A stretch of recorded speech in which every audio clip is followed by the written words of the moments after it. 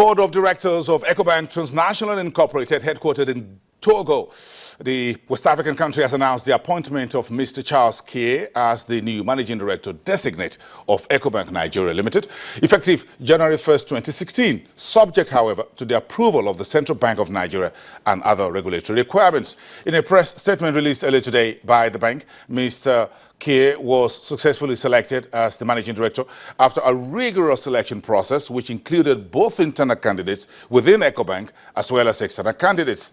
Prior to this new appointment, Mr. Charles Kie was the group executive in charge of corporate and investment bank for EcoBank Transnational Incorporated, listed on the Ghana, Ivory Coast and Nigerian stock exchanges. He was responsible for leading the EcoBank Group's corporate and investment banking business across the global network of 40 countries, 36 of which are in Africa.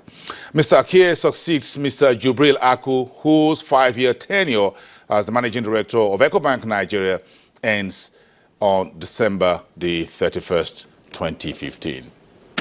So talking about Africa's largest economy, Nigeria's 2016 budget, the first ever by the new president who assumed office May 29, 2015, President Muhammadu Buhari, today to the National Assembly, talked about a budget of 6.08 trillion naira. That's top of $35 billion, the largest in the country's 55-year history. I'm being joined now by financial analyst, economist, and the chief executive officer at Financial Derivatives Company to look at those figures via Skype, Bismarck Rwani. Thank you very much. Good afternoon, sir. We appreciate your time. Okay, so let's get started with the total spending plan, Mr. Rwani. The president talked about jobs, infrastructure, and special intervention at the top of his plans for 2016. Do you agree with Mr. President?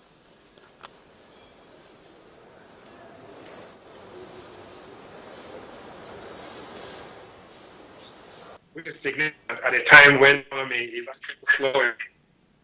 But more than anything else, this is not silver bullet. I mean by this is that this is not going to fix the economic problems in one day. It begins a process, a long journey. And then the president was very clear, this is a reflationary budget. There's a work to be done, and it's based on very basic assumptions. There's only one, and one comment he made, which was very significant, was that the central bank has been told to adopt a flexible exchange rate mechanism. I think it did in those exact words, but that was applied. We are moving away from an exchange rate regime to what we can call flexible exchange rate regime. It is very simple. But more important is the fact that it's blocking the leakages, it's fighting corruption, increasing spending, actually having social interventions of the poor. That is the most critical element here. So what are we going to see? Spending on infrastructure is going to bring about an investment multiplier, which is going to increase the growth rate. Nigeria's growth rate has dropped all the way to 2.8%. And we are likely to target this time for 4.6. So you are actually for almost a 70% in the growth rate this next year. Mr. Rwani, this budget presentation provided you, as an analyst, with a measure of clarity about where Nigeria's economic and markets direction will be heading in the next 12 months. It does. First and foremost, using $38 a barrel as a benchmark price means that we are almost at equilibrium. It is true that the spot price is at 36. We're looking at for the average for the entire year next. I think that we are going to come in at a price of $45, $50 a barrel, which gives us a clue. Secondly, production at 2.1 barrels a day from 1.9 means that we're going to be doing 300,000 barrels. Thirdly, the deficit comes about 2.2 trillion, which is about 1% of GDP within reasonable limits. He has also said that the social interventions and the borrowing. So the Nigeria is going to into the Eurobond market and succeed about that. And in doing that, to bring a certain amount of fiscal discipline, I am optimistic about the budget, and I think that it's going to give us, it's a starting point for a recovery package which will bring the economy to a sustainable rate of growth.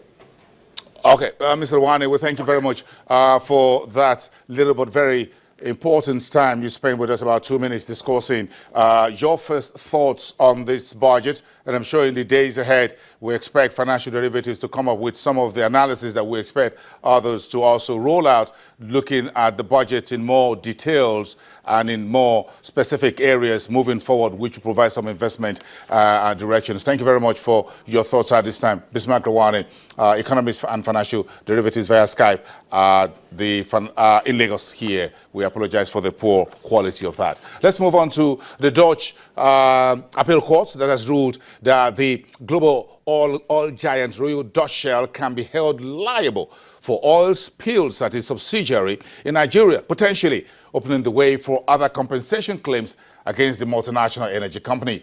Judges in The Hague ordered Shell Petroleum to make available to the court documents that might shed light on the cause of the oil spills and whether leading managers were aware of them.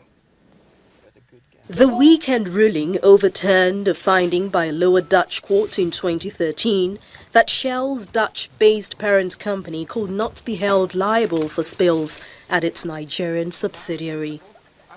The legal dispute dates back to 2008, when 4 Nigerian farmers and campaign group Friends of the Earth filed suit against the oil company in the Netherlands, where its global headquarters is based. First, the Dutch court has ruled that it has jurisdiction over both cases, that is, the case against Royal Dutch Shell and the case against Shell Nigeria. These cases will be tried according to Nigerian law. The second ruling deals with the obligation of Shell to provide certain documents to Friends of the Earth. The case will continue to be heard in March 2016. Lawyers of Friends of the Earth, plaintiff in the case, said the ruling could have repercussions for other cases. The fact that the court has jurisdiction on this case means that probably in the future, in similar cases, victims of human rights abuses by corporations or other companies that also have a company here in the Netherlands can bring their case to the Netherlands to get justice.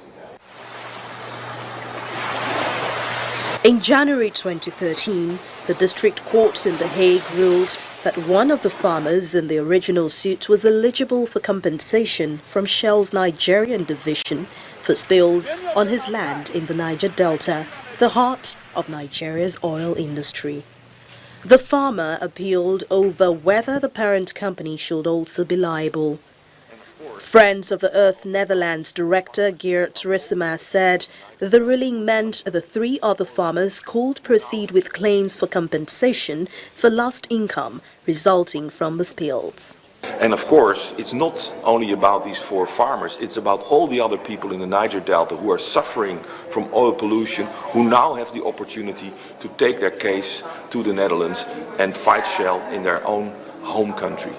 In a separate case, Shell agreed in January to pay out £55 million in out-of-court compensation for 2 oil spills in Nigeria in 2008, after agreeing a settlement with the affected community in the Delta.